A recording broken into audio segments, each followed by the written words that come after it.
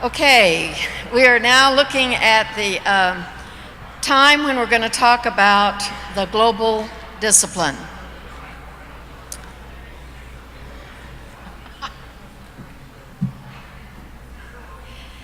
I don't know about any of you, but growing up on a farm in southwest Missouri, when my parents were around, they set the rules. And if any of us dared to question it, or if we said, well, why do I have to do so and so? Then they would say, because I said so. And what I find in the church is that sometimes that's the way we use the discipline. When sometimes people say, well, why do I need to do such and such? And then we say, well, that's the discipline. That's the church law. So what do we mean when we say a global book of discipline? Isn't that what we have? Well, let me read to you. I know it's your favorite reading material, right? The book of discipline. But I want to read from a section maybe you don't read very often. It is paragraph 101, and the title is The Global Book of Discipline. And it says this: the Book of Discipline reflects our Wesleyan way of serving Christ through doctrine and disciplined Christian life. We are a worldwide denomination united by doctrine, discipline, and mission through our connectional covenant. The Book of Discipline expresses that unity. Each central conference, this is a kind of a caveat, each central conference may make changes and adaptations to the Book of Discipline to more fruitfully accomplish our mission in various contexts. And then another caveat. However, some portions of the Book of Discipline are not subject to adaptation, and the following parts are not subject to adaptation and can only be changed by action of the General Conference. And then it lists the Constitution, the doctrinal standards and our theological task, the ministry of all Christians, and the social principles, the preface, and the preamble. And then the 2012 General Conference added this: the Standing Committee on Central Conference Matters, in consultation with Faith and Order, will bring recommendations to the 2016 General Conference as to which parts and paragraphs in Part 6 of the Book of Discipline are not subject to change or adaptation. Now, what does that mean, kind of? Well, and what is in Part 6 of the discipline? Well, those are the chapters on the local church, on the ministry of the ordained, on superintendency, on conferencing, and on the administrative order of the church. That which would be included in a global discipline is not subject to adaptation except by General Conference. That is, this is what you must find any place where United Methodism is in the world. Well, who is the Standing Committee on Central Conference Matters? This is a standing committee of the General Conference. They are elected at General Conference. And there are representatives from each of the central conferences, of which we have 7, 3 in Africa, 3 in Europe, and the Philippines. So each General Conference each Central Conference has representation on this committee, and there are representatives from each of the jurisdictions here in the United States. See, the reasoning goes like this: if you have a global discipline that's to be true wherever you are in the world, then people from all parts of the world need to be a part of that discussion. And so the General Conference asked this Standing Committee on Central Conference Matters to be the primary body that works on the global discipline. The other thing that we experienced at the General Conference in 2012 is that the discussion on structure was just structure. I mean, it's like building a house without knowing the family that's going to live in it. So if you add to this discussion that we are a church family, a United Methodist family that's going to live within this structure, then what is the nature of the church? What is the nature of the United Methodist Church? And does this particular structure fit who we understand ourselves to be? And that's the reason that the Committee on Faith and Order was asked to work with the Standing Committee so that we could address both of those issues. Now, the social principles was in that first paragraph, but there was also a motion that there be a new social principles written and presented at the 2016 General Conference. That will not happen. They set up a process, it was very complicated, and then they didn't have time to implement it.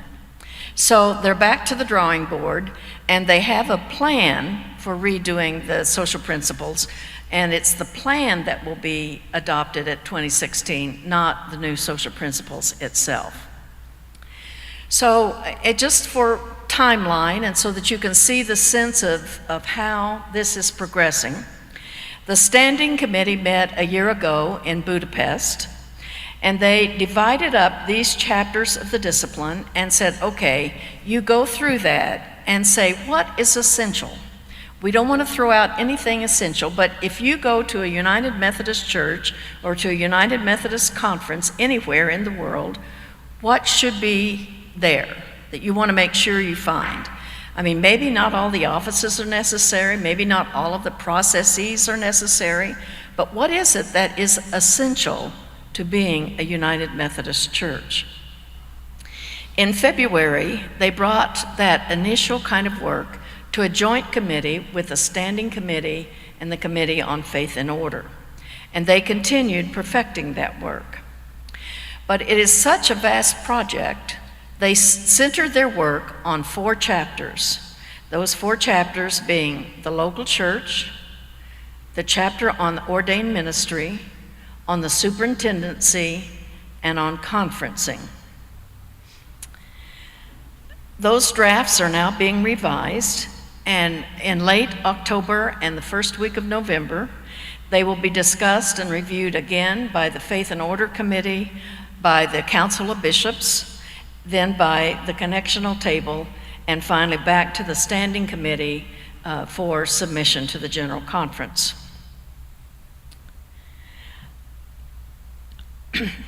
You know, we can't even always decide what to call ourselves.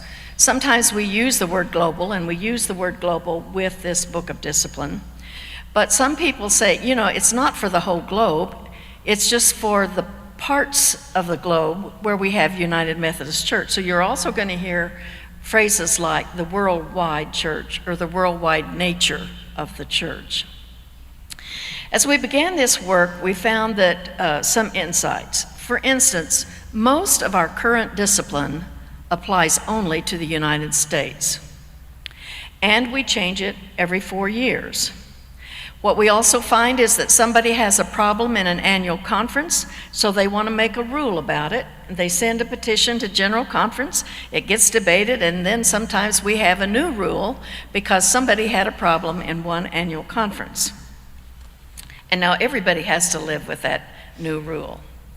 Well, what are some of the issues when you look at the discipline from a global perspective? For instance, what if English isn't your first language? It may take 2 to 3 years to get the whole discipline translated into another language. And there are such nuance. Disciplinary language isn't like conversation. If you notice that, it's a little more stilted. And so there's these nuances in the translation. For instance, when we were working with this, we found that in French, if you use the phrase local pastor, it means a preacher that's drinking at the local cafe. So they use the word lay pastor or lay. I didn't say what they were drinking.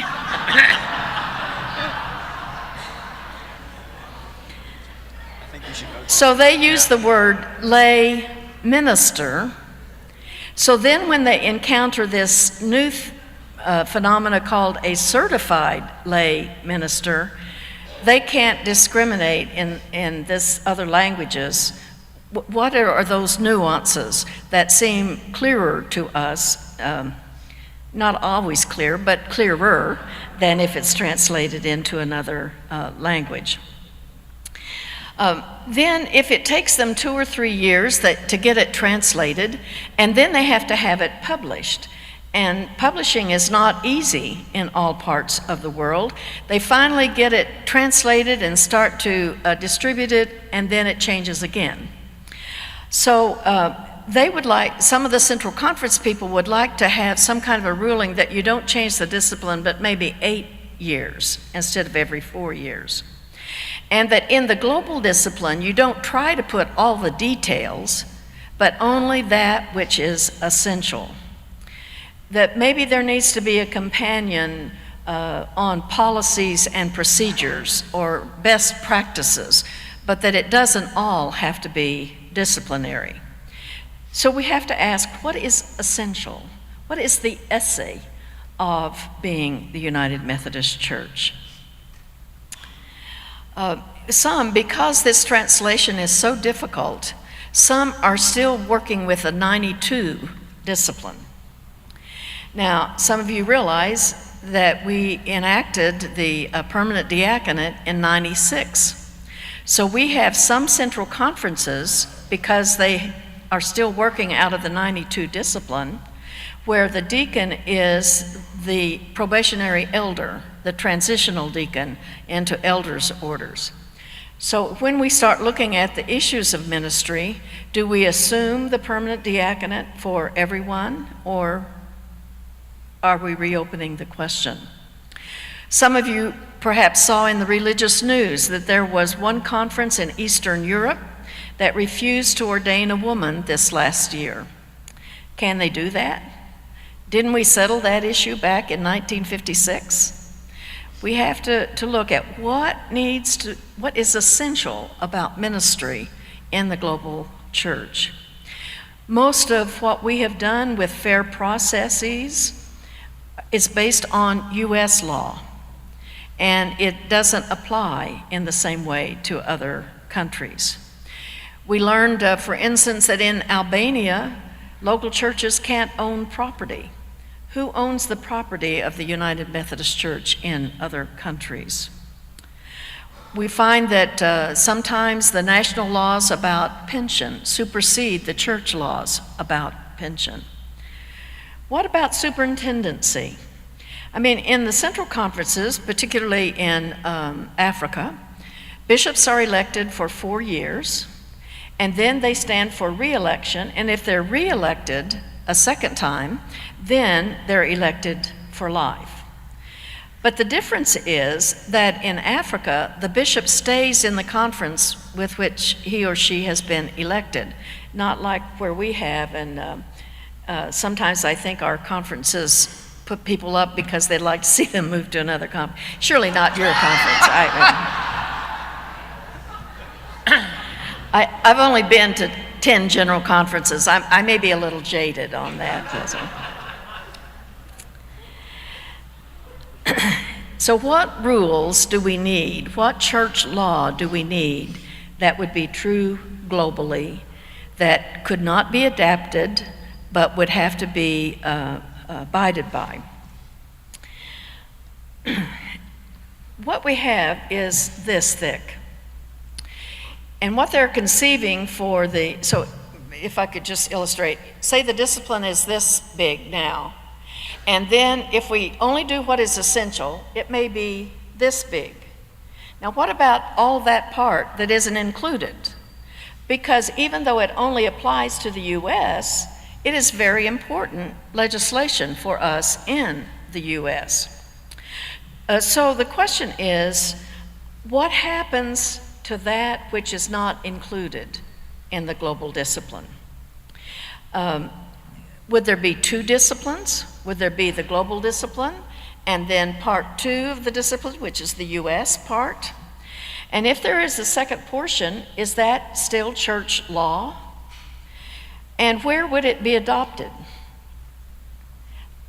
Does there need to be a U.S. conference, like a central conference has it? In fact, one of the proposals that the connectional table is considering is to petition that the United States would become a central conference.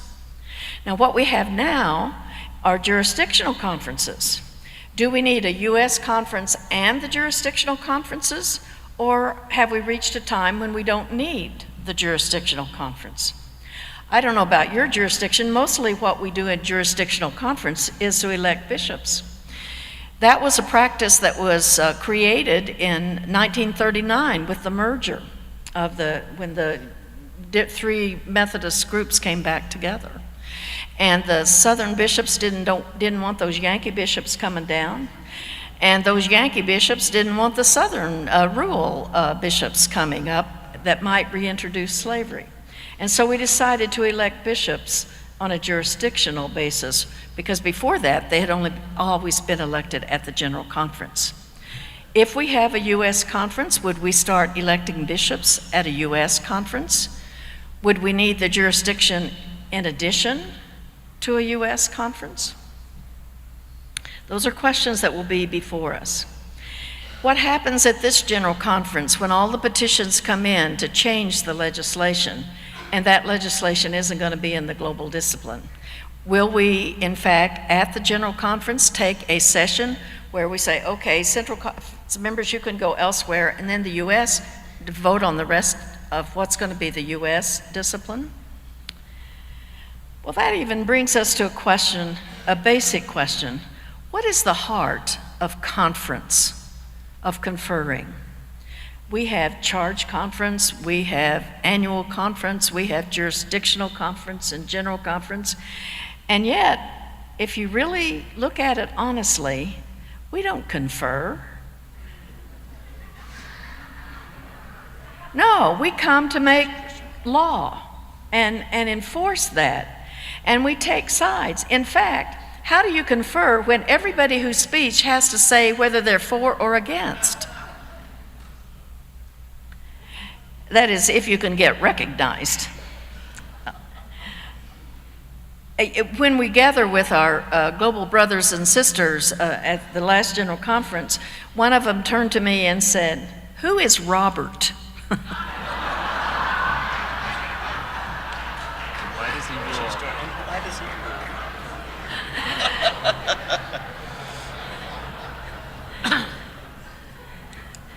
He wasn't an unknown brother of John. Well, this is the context for our discussion this morning. And I have here on the panel with me Reverend Dr. David Bard, who is a pastor in Duluth, Minnesota, who incidentally chaired the Ministry Legislative Committee in 2012, which was no small feat. And he is a member of the Committee on Faith and Order, and so has helped with this global discipline. He is also on the ministry study, so he is going to be talking about what would be the impact on the ministry chapter. And my colleague, the Reverend Myron Wingfield, is going to give us a look. He's been working with the Committee on Superintendency, and so he's going to talk about what some of these changes might mean in that chapter. So David, I think we'll go to you next. Okay, thank you. Well, good morning, BOM! Sorry, it's all downhill after that. I needed something exciting to work with this morning. So I was a part of a subgroup of people from the Standing Committee on Central Conference Matters and the Committee on Faith and Order that looked at the 300 paragraphs in the Book of Discipline.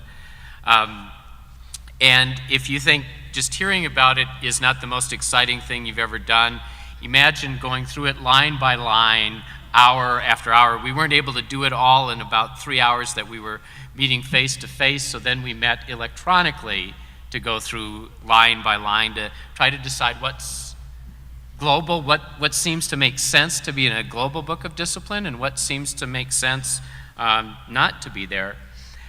Our work was really predicated on the assumption that at some point, structurally, there will be a United States decision-making body. It's not in our current structure. And if that doesn't happen, some of the work we've done kind of falls apart.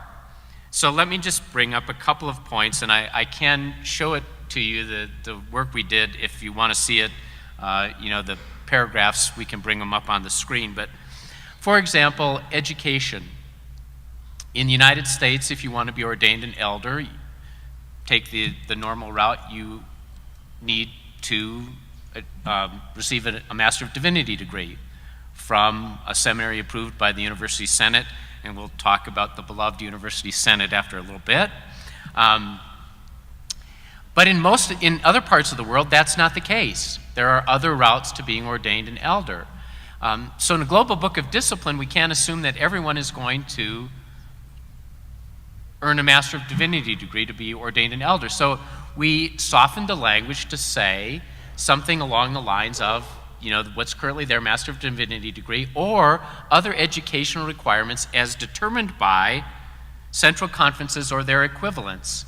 And that's where the equivalent needs to be something in the United States. The United States could keep that requirement if it so chose to do that, but we don't want to lay that requirement on places where there's not the educational infrastructure to offer Master of Divinity degrees to elders.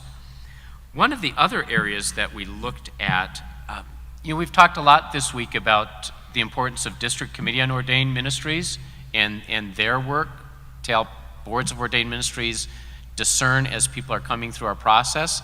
Well, in some parts of the world, there are not district committees on ordained ministry. So we had to change that language a bit to talk about where there are district committees, or to talk about the Board of Ordained Ministry, and essentially district committees in the language that we've got in this global discipline are seen as extensions of boards of ordained ministry. I don't know that I want to get into a lot more detail. We could go into, if you've got specific questions, I do have my laptop with all of the 300 paragraph work we did, and if you have questions about particular paragraphs, I'd be glad to pull that up. But those are the kinds of things we grappled with, and we were able to take a fair amount of material out of the discipline, but again, that's predicated on central conferences in the United States having places where some of that material might need to be put back in. And so I'll leave it there, Rena. Okay.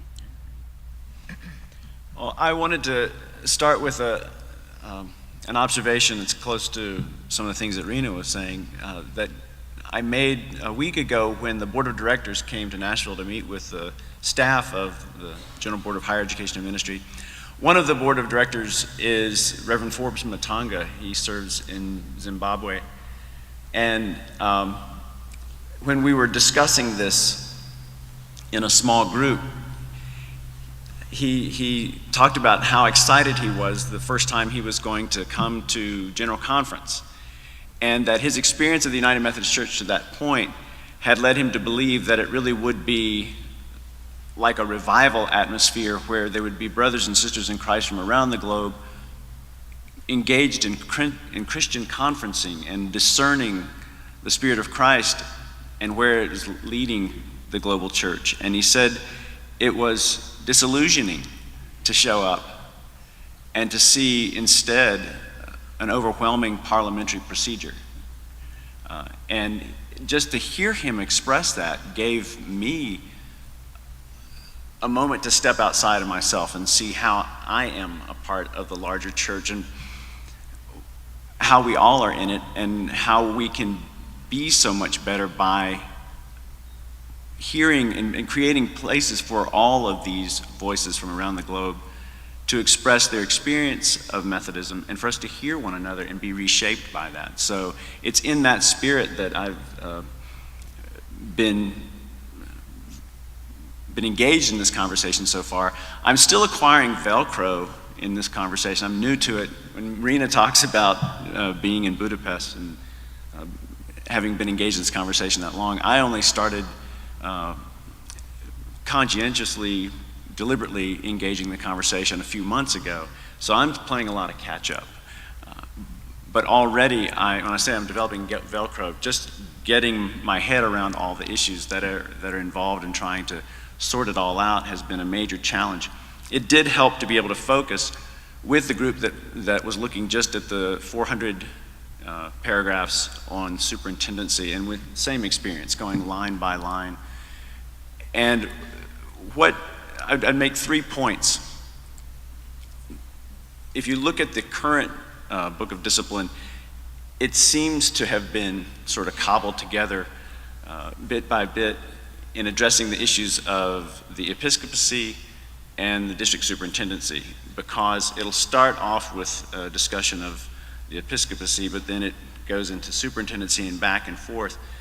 One of the first suggestions was just to bring it to some simple order and to couch it in theological and traditional terms first. And so the opening paragraph, as it's proposed, talks about the nature of the superintendency in general from apostolic times, and gives a good theological, biblical grounding of how we begin to think about the superintendency, and then moves very smoothly into a long, but not as long as is currently in the Book of Discipline, explanation of the understanding of bishops and how we would live into that in a global church, including the responsibilities, which are much briefer, and to use the particular point that Rena raised earlier about the election of bishops. This is what the proposed paragraph would say about the election and consecration of bishops. Each jurisdiction or central conference or equivalent structure, in cooperation with the Committee on Episcopacy, may fix a procedure for the election of their bishops according to their own context and missional needs. So it gives a very broad range of options for each locale to set up its own procedures. The second thing that I would note is, as a person who served as a district superintendent during the time that the 2004 and 2008 books of discipline were operative, I was impressed by how much briefer the whole segment on district superintendents is in the 2012 book of discipline. It's even briefer and refreshingly so in the proposed edit here. And in a few short sections talks about the cabinet and what it's 3 paragraphs on the cabinet in general, the selection and assignment of district superintendents, and their duties are 3. To oversee the total ministry of the clergy, including clergy and extension ministry, and in the churches and the communities of the district in their missions of witness to service in the world. The second one is superintendents are the chief missional strategists of their respective districts, and a little bit more about what that means. And the third one is the task of the district superintendent shall be further defined by their regional context. So again, visiting with other district superintendents in other parts of the world, it's been an eye-opening experience to see how differently they are deployed and how differently their job descriptions line up beside most of the DSs that I worked with here in the States. And then the third point that I would lift up is going back to the bishops.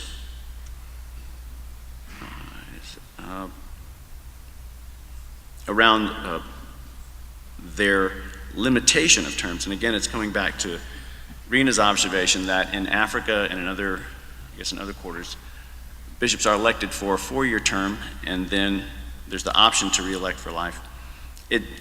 That also requires us to think through what happens when those terms are over.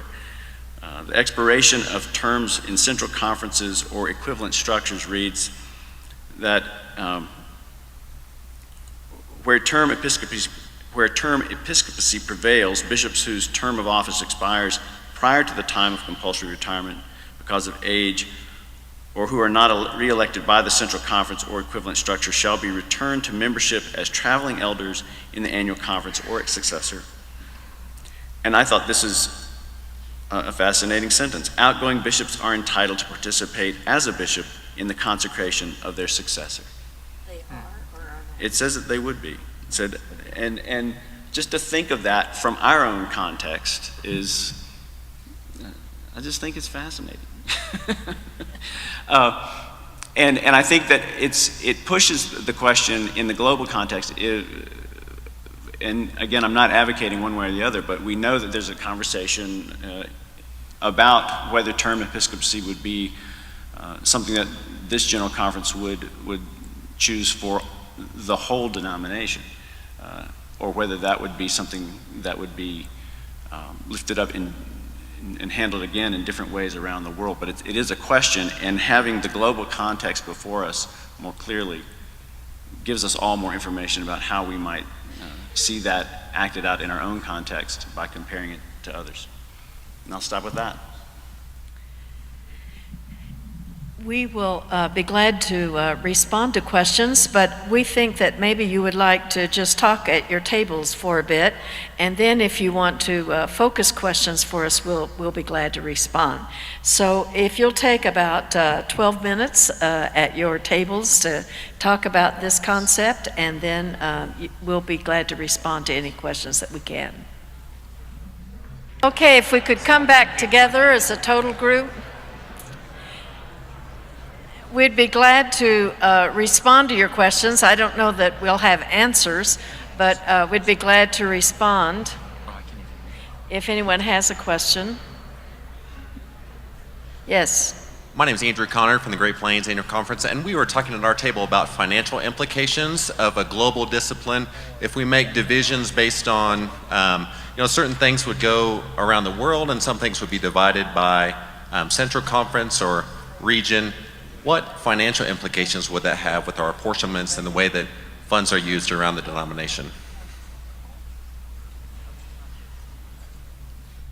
I don't know that has been looked at per se. I think the place where I hear financial implication would be in having a U.S. conference that is not currently structured into the process. I don't think in terms of the discipline itself, you're talking about adding lots of additional costs. But I do think that's why we have to decide where would the U.S. make its decisions on those disciplinary paragraphs that relate specifically to the U.S. The only other thing I've heard about conversations related to the global discipline with regard to finances are some conversations about coming up with apportionment formulas for central conferences. And I've not been a part of those conversations, but I know there's work being done on that. Yeah, the GCFA is working with the central conferences to extend some portions, like the Episcopal Fund and some of the others that will then be applicable to central conferences as well as U.S. conferences. Yes. The question that was raised, Janet Krasel from the Baltimore Washington Conference, the question that was raised at our table is there any discussion of having the jurisdictions become central conferences instead of there being a U.S. central conference? Yes, that's in the discussion. The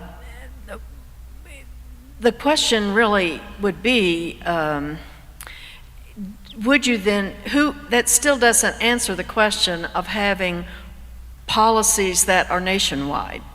I mean, because you couldn't then mandate a jurisdiction has to vote the exact same thing a different jurisdiction did. So that then you would have regional disciplines rather than a national governing discipline. But that is the question of what would be the role of the jurisdictions if there is a U.S. conference. You know, it was 8 years ago, the Committee on the Worldwide Nature of the Church presented a proposal suggesting that the central conferences become jurisdictions. But that was voted down by the Central Conference delegates because they felt they had an identity apart from the U.S. and that to just try to make them like the U.S. Did away with their identity. And so that got voted down. So it's a question. It's a real question. And as we look at reformulating the Book of Discipline, it does allow us the opportunity to ask questions about what sort of decisions ought to be made more regionally, even within annual conferences. That conversation is coming up in a lot of contexts, but this does allow us to have that conversation too. I agree with Rena, there are some things that seem applicable to the entire United States. For example, thinking about the trust clause on property, would you really want to have one place in the United States where that was applicable and another place where it wasn't? That would seem to be challenging. But there are things that maybe ought to be decided regionally. As boards of ordained ministry, are there certain things that you'd like to have more freedom to decide as you're working with candidates? What might that look like? And how much freedom within annual conferences would be helpful? If there's too great a discrepancy between somebody who's ordained an elder and the things they went through in one conference as opposed to another, that can become problematic too. And yet some degree of difference might make some sense. Some of you may have seen Bishop Coyner's article about, we say the annual conference is the basic organizational unit for our denomination. So he was favoring that some things go back to the annual conference. But then if you do that, it's going to be, if you don't have one standard, how do you move from conference to conference or state to state? If you don't have some consistency across the requirement line. Yes, over here. I'm very grateful and appreciative of the reflection and thoughtfulness that's gone into this and the time that's being spent. I think these are really fascinating conversations. They're very interesting. So I was wondering, as this work's being done, what do other denominations or groups do around these issues of being a global church? So what does the Roman Catholic Church do? And has anybody looked at how they've dealt with these kinds of issues, or other Orthodox traditions, or even Presbyterians? I know we all have different policies and polity, but just curious if anybody's studied how they have handled these kind of global issues and what they've learned, or maybe they're all struggling with it like us, but I'm just curious if there's been any study of that.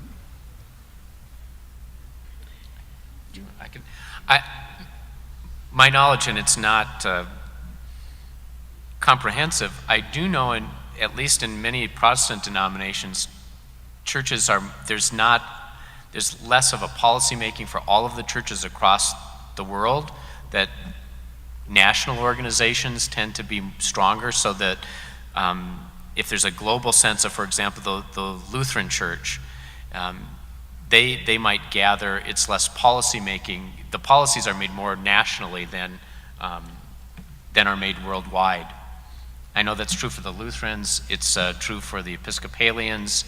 That's not been unproblematic for them, for those denominations. The Roman Catholic Church, I'm not sure I understand all of what happens in the Vatican, so I probably don't want to comment on that.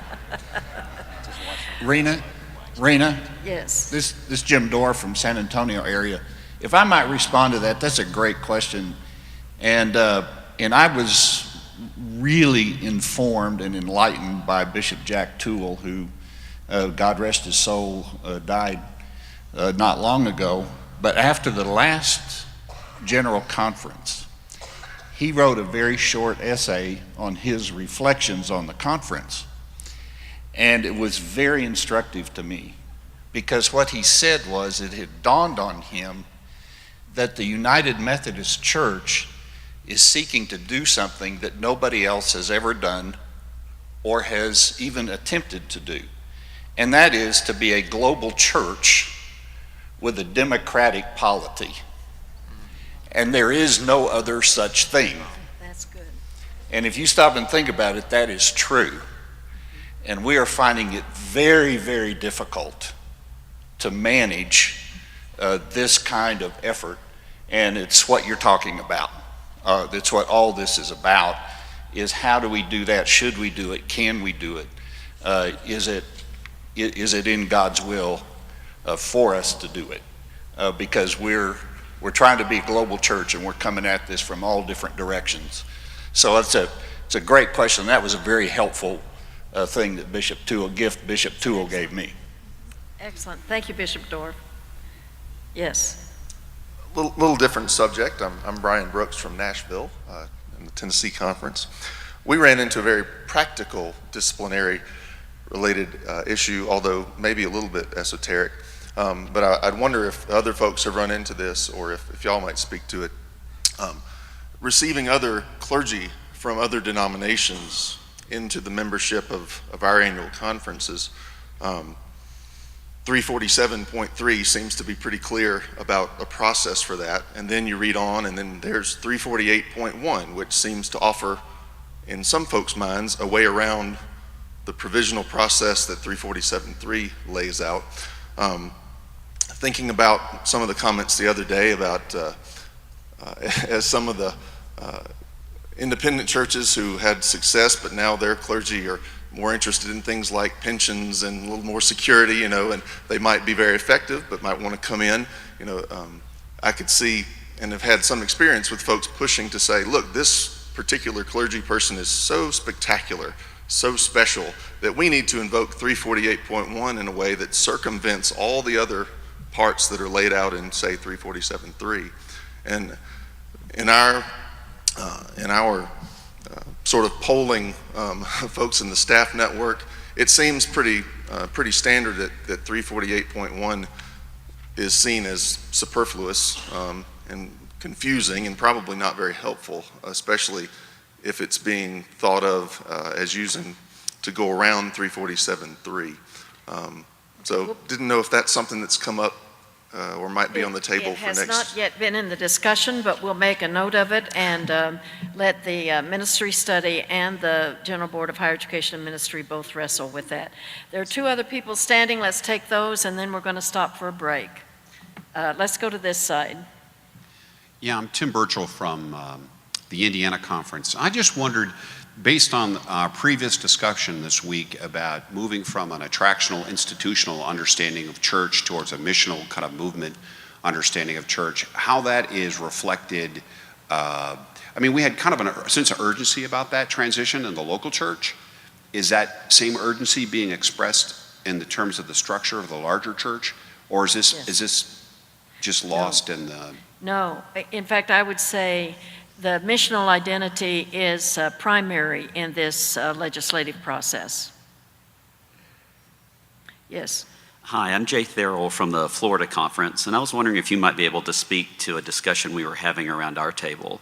4 years ago at General Conference, the church had spent multiple millions developing Plan UMC and bringing that to the conference. Parts of it were adopted, but then the Judicial Council came through and invalidated most of that work. We're wondering what steps have been taken this time around through whatever legislation is offered to make sure that it complies with the Constitution and all the various other parts of the discipline so that hard work won't get thrown out if it gets adopted. Yes.